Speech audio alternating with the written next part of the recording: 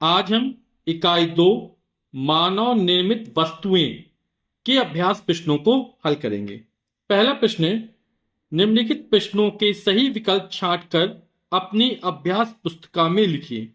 यानी इसका जो सही विकल्प होगा उसको आपको उत्तर पुस्तिका में लिखना है। जैसे थर्माकोल का दूसरा नाम है टेफ्लॉन, गलत है ये। स्टाइरोन, तो थर्माकोल का दूसरा नाम जो है वो क्या है? स्टाइरोन है। पौधों का मुख्य पोषक तत्व है, तो पौधों का जो मुख्य पोषक तत्व है वो क्या है? नाइट्रोजन है। फेरिक ऑक्साइड मिलाने से निर्मित कांच होता है हल्का नीला। हल्का नीला रंग ही क्या होता है? फेरिक ऑक्साइड के कारण आता है। तो इसका जो विकल्प बा होगा वो सही हो जाएगा। खिड़कियों में प्रयोग किया जाता है, तो जो खिड़कियों में प्रयोग किया जाता है वो साधारण या मृदु कांच का प्रयोग किया जाता है।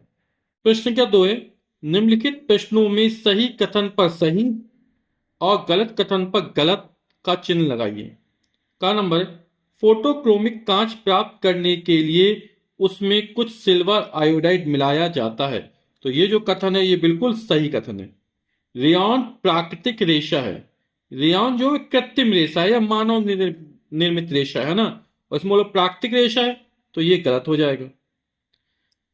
सीमेंट, साबुन, प्लास्टिक आदि मानव निर्मित वस्तुएं, बिल्कुल सही है, मानव निर्मित ही वस्तुएं हैं, तो ये कथन सही हो जाएगा। एंटीबायोटिक दवाओं का उपयोग कीटाणुनाशक के रूप में किया जाता है, ये गलत है ना। प्रश्न क्या 3 है, नीचे दिए गए शब्दों की सहायता से रिक्त स्थानों की पूर्ति अपनी अभ्यास पुस्तिका में कीजिए। यानी यहां पे जो रिक्त स्थान है इनमें से कोई शब्द इसमें से लिखा जाएगा। तो मेलामाइन का उपयोग प्लास्टिक के बनाने में किया जाता है, तो यहां पे क्या आ जाएगा? बर्तन बनाने में किया जाता है। सूत, रेशम, ऊन रेशे हैं, और ये जो हैं वो कैसे? प्राकृतिक रेशे हैं। धूप के चश्मे सूर्य की किरणों से आंखों को बचाते हैं, और कौन सी किरणों से बचाते हैं? इसमें ये पराबैंगनी किरणें हो जाएगा। सोडियम हाइड्रोक्साइड और वनस्पति तेल की क्रिया से प्राप्त किया जाता है, तो ये साबुन प्राप्त किया जाता है। रेशों से बने कपड़े अधिक टिकाऊ और सस्ते होते हैं, तो क्या आ जाएगा इसमें? संश्लेषित आ जाएगा। प्रश्न के 4 है, संक्षेप में उत्तर दीजिए। प्राकृतिक एवं मानव निर्मित वस्तुओं से क्या समझते हैं? तो इसका उत्तर हो जाएगा, प्राकृतिक वस्तुएं वे हैं जो प्रकृति में पाई जाती हैं, जैसे हवा, मिट्टी, पहाड़, नदियां, पेड़, सागर, पत्थर आदि, है ना। यानी जो प्राकृतिक वस्तुएं होती हैं उनको हम स्वयं नहीं बना सकते हैं, ठीक है ना। फिर मानव निर्मित वस्तुएं क्या है?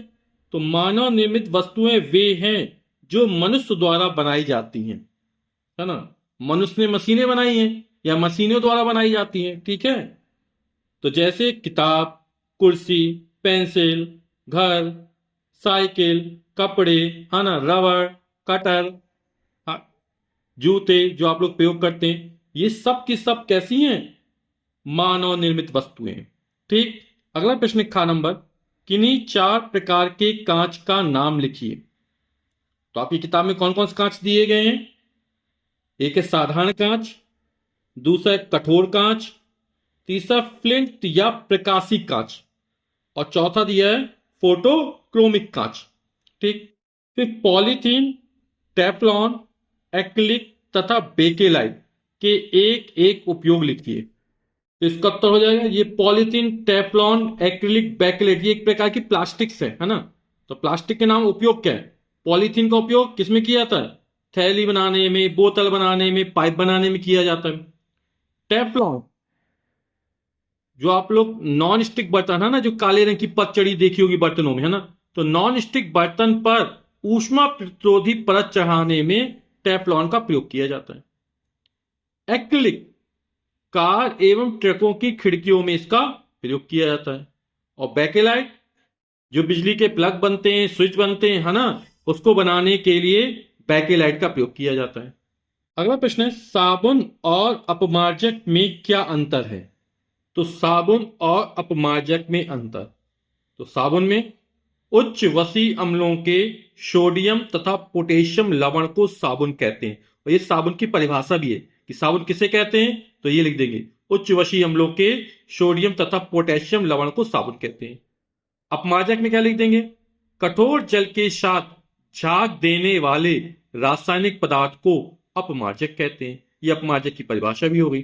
ठीक, अब साबुन में क्या लिखेंगे, यह केवल मृदु जल के साथ आसानी से झाग देते हैं। आपने पिछली कक्षा में पढ़ा होगा है ना, जल दो प्रकार के होते हैं, कौन से, कठोर जल और मृदु जल। ठीक, तो जो साबुन होते हैं केवल मृदु जल के साथ आसानी से झाग देते हैं। अपमार्जक में यह कठोर जल एवं मृदु जल दोनों के साथ झाग देते हैं। साबुन के यह जल में घुलने में समय लेते हैं, है ना। अपमार्जक ये जल में तीव्रता से घुलते हैं। अब साबुन क्या लगे, यह त्वचा के लिए हानिप्रद है। अधिकांश जो साबुन होते हैं वो त्वचा के लिए हानिप्रद होते हैं। अपमार्जक यह त्वचा के लिए हानिप्रद नहीं है। अगला प्रश्न है, मृत्तिका क्या है? तो इसका उत्तर हो जाएगा, उच्च ताप तक पके हुए मिट्टी के बर्तनों को मृत्तिका कहते हैं। अगला प्रश्न है, संश्लेषित रेशे क्या है? इसका उत्तर हो जाएगा, मानव निर्मित वे रेशे जो पेट्रोलियम पदार्थों से प्राप्त किए जाते हैं संश्लेषित रेशे कहलाते हैं। प्रश्न संख्या 5 है, स्तंभ का के अधूरे वाक्यों को स्तंभ खा की सहायता से पूरा कीजिए। स्तंभ का और ये स्तंभ खा है। का नंबर है, मनुष्य अथवा मशीनों द्वारा तैयार की गई वस्तुएं। तो आप लोग जानते हैं मनुष्य अथवा मशीनों द्वारा जो वस्तुएं तैयार की जाती हैं उसे मानव निर्मित वस्तुएं कहते हैं। तो आप क्या करेंगे, जब कॉपी में लिखेंगे तो लिखें मनुष्य अथवा मशीनों द्वारा तैयार की गई वस्तुओं को मानव निर्मित वस्तुएं कहते हैं, कहलाती हैं। ये सामने लिख दिया जाएगा। ठीक है, मकान बनाने में तो मकान किसका प्रयोग किया जाता है, ईंट, सीमेंट, सरिया आदि का उपयोग किया जाता है। सीमेंट के नए प्लास्टर पर पानी का छिड़काव आवश्यक होता है। रेयान रेशों को कृत्रिम रेशा भी कहा जाता है। प्रश्न संख्या 6, निम्नलिखित प्रश्नों के उत्तर दीजिए। भूमि में पोषक तत्वों की पूर्ति के लिए कौन कौन से उपाय किए जा सकते हैं? तो भूमि में पोषक तत्वों की पूर्ति के लिए बहुत सारे उपाय किए जा सकते हैं, कई उपाय किए जा सकते हैं, जिनमें जैविक खाद, हरी खाद, फसल चक्र और रासायनिक उर्वरकों का संतुलित उपयोग शामिल है।